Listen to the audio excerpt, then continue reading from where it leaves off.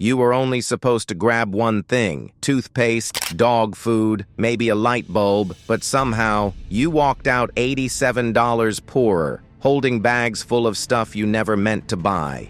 Sound familiar? It's not because you're impulsive, it's because you're predictable, and that predictability has been studied, tested, and monetized. Every limited-time deal, every buy-one-get-one offer, every glowing add-to-cart button, they aren't there to help you shop.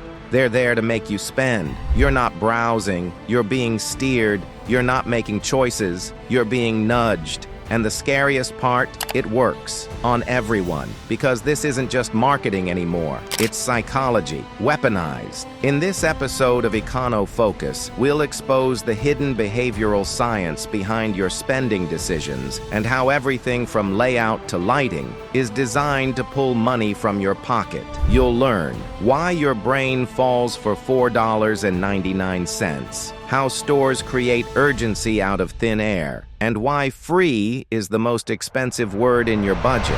The truth is, you're not bad with money. You're just up against a system that's very good at taking it. And by the end of this video, you'll never see a sale sign the same way again. The pricing tricks that fool your brain. Let's start with something simple. Why is a price almost never a round number? Why $4.99 instead of $5? Why $19.95 instead of $20? It's not random. It's not tradition. It's psychology. Because your brain doesn't do math at a glance. It does feelings. And when it sees $4.99, it sees a 4 first, not a 5. That 1 penny gap feels like a bargain, even though it's functionally meaningless. That's called left-digit bias, and it's the tip of the psychological iceberg. Now zoom out. Ever notice how some products are placed right next to way more expensive ones? That's decoy pricing, used to steer you toward the middle option. It feels like a smart compromise. It's actually engineered compromise. Or how sale items are next to a much higher price tag, just so the discount looks deeper. That's anchoring. Your brain compares what it sees, not what it needs. Then there's charm pricing, ending in 0.99 or 0.95 to trigger emotional urgency, because we've been trained to associate those numbers with deals, even if they aren't. And don't forget bundle illusion, where brands throw in cheap extras to raise the price and make it feel worth it. These aren't tricks, they're tactics. Tested across millions of transactions, millions of brains, and they work, even when you know about them. You walk in with a budget, but you leave with a story. I saved money. I got a deal. I made a smart choice. But it wasn't your story. It was theirs, all along. And if they can bend your brain with just a number, wait until you see what they do with time, urgency, and emotion. In the next section, we'll explore how your feelings, not your logic, determine when you swipe your card, and how stores have mastered the art of selling you not a product, but a dopamine hit. Dopamine, urgency, and the false high. You think you're making a decision, but really, you're chasing a feeling, because spending doesn't start in your wallet. It starts in your brain. Every time you click Buy Now, every time you score a limited deal, every time a package shows up at your door, you get a hit of dopamine, the brain's reward chemical, the same chemical triggered by sugar, by applause, by addiction. And that feeling,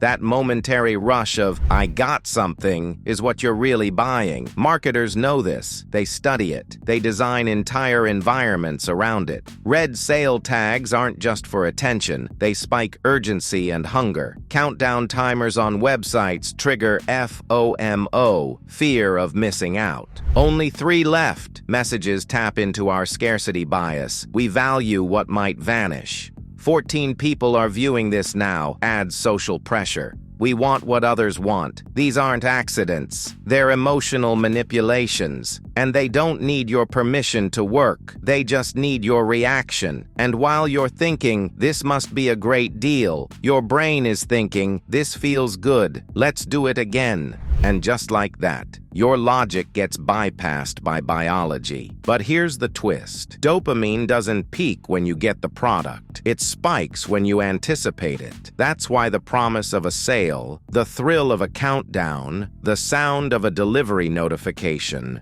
feel better than the thing you bought. It's not the purchase that hooks you, it's the buildup. And when that hit fades, what do? You go back, you scroll again, you hunt for the next deal, not because you need it, but because your brain remembers the high. Welcome to the loop. So what happens when they give you something free, but make you feel like you owe them something in return? In the next section, we'll reveal how free is rarely free, and how reciprocity bias quietly turns your generosity into their next sale.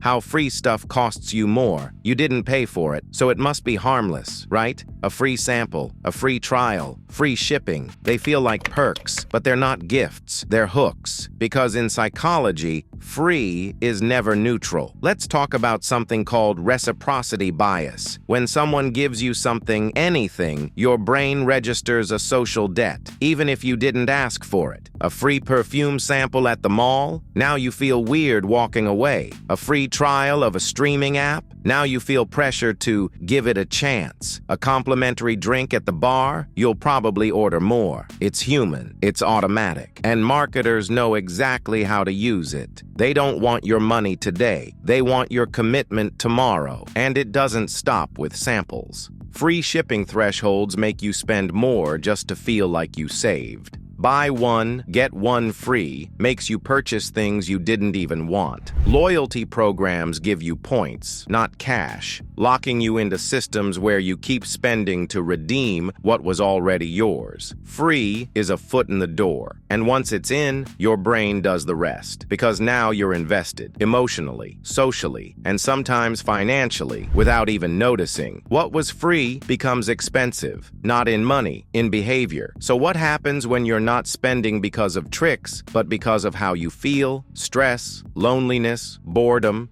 desire? What if the purchase isn't about the product at all, but about the part of you trying to feel better? In the next section, we'll go deeper than pricing psychology and explore why even the most logical people overspend when their emotions take the wheel. Because the most profitable part of you isn't your money, it's your mood. Why budgeting doesn't stop the spending. You made a budget, you followed the advice, you meal prepped, canceled the subscriptions, clipped the coupons. You did everything right, and still, you're behind. Why? Because spending doesn't always break your budget. Sometimes it bypasses it. Have you ever found yourself scrolling through online stores after a bad day, or rewarding yourself for surviving a tough week? That's not poor discipline. That's emotional spending. The truth is, money isn't just math. It's mood, stress, boredom, loneliness, anxiety. They all create a craving, not for stuff, but for relief. And your brain learns something dangerous. Spending provides temporary escape, a hit of dopamine,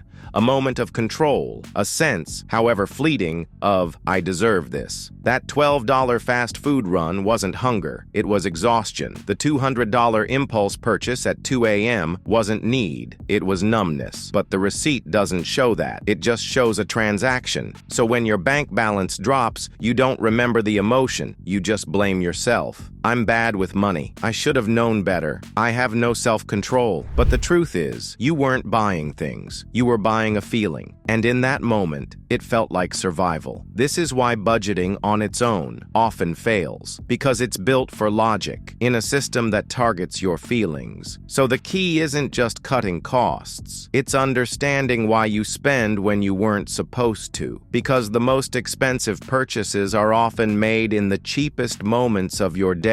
You're not irresponsible, you're human, and your spending isn't random, it's patterned. In the next section, we'll show you how to recognize those patterns and introduce strategies to interrupt emotional spending before it starts. Because when you learn to name the feeling, you can finally stop mistaking it for a purchase. So, how do you fight back? So, what do you do when the system is smarter than your budget? When every aisle, ad, and algorithm is designed to tug at your wallet before your brain can catch up? You don't need to become ruthless, or robotic, or stingy. You just need to wake up. Because once you understand how you're being manipulated, you stop calling it mistakes, and you start calling it strategy. This isn't about blaming yourself, it's about reclaiming control, and the first weapon is awareness. Here's how you start fighting back. 1. Pre-anchor your brain. Before you shop, online or in person, decide on your acceptable price range first. Don't let the store set the bar, set your own. 2. Enforce a 24-hour pause. Every non-essential purchase must survive one sleep cycle. If you still want it tomorrow, it's not emotional, it's intentional. 3. Name the emotion. Before you buy something, ask, what am I really feeling right now? Stress, boredom, loneliness? If it's not hunger or urgency, it's probably habit.